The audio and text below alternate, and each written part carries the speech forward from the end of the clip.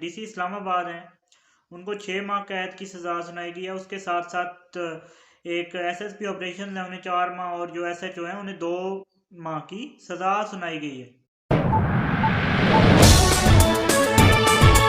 السلام علیکم ناظرین، راجہ امتال چوہان کے ساتھ آپ یوٹیوب چینل پر موجود ہیں۔ ناظرین، عدالت کا ایک فیصلہ آج بڑا اہمیت کا حامل ہے۔ عدالت نے فیصلہ کیا ہے 3 جو بیوروکریٹس ہیں، بلکہ آپ کہہ سکتے ہیں 2 بیوروکریٹس اور ایک ایس ایچ او صاحب ہیں، انہیں سزا سنائی گئی ہے۔ ڈی سی اسلام آباد ہیں، ان کو 6 ماہ قید کی سزا سنائی گئی ہے۔ اس کے ساتھ ساتھ ایک ایس ایس پی آپریشن ہے، انہیں 4 ماہ، اور جو ایس ایچ او ہیں انہیں 2 ماہ کی سزا سنائی گئی ہے۔ یہ سزا سنائی کس وجہ سے گئی ہے، سزا کے پیچھے وجہ کیا ہے، کیس کیا تھا، یہ بات آپ سے ہم ڈسکس کرتے ہیں۔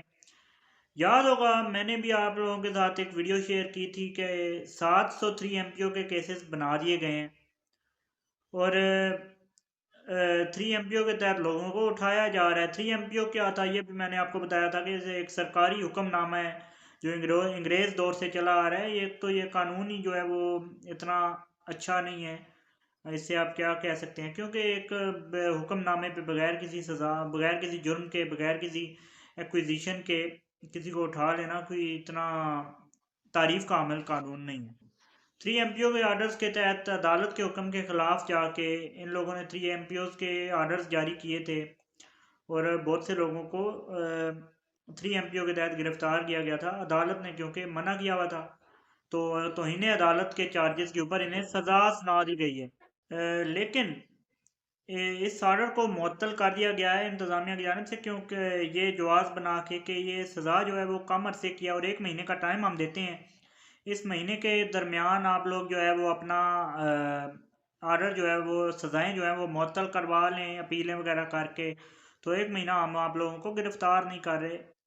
ویسے تو اس طرح نہیں ہوتا کسی عام آدمی کے ساتھ، لیکن یہ بیوروکریٹس ہیں، ہو سکتا ہے اس طرح سے۔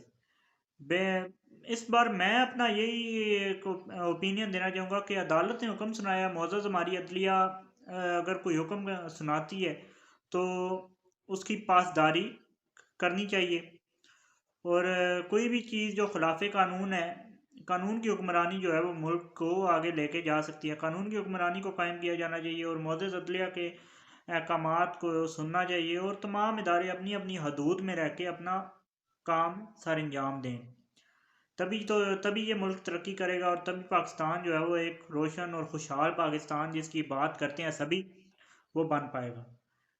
اس ویڈیو میں اتنا ہی، چینل کو سبسکرائب، ویڈیو کو لائک کر دیجیے۔ اللہ حافظ ناصر۔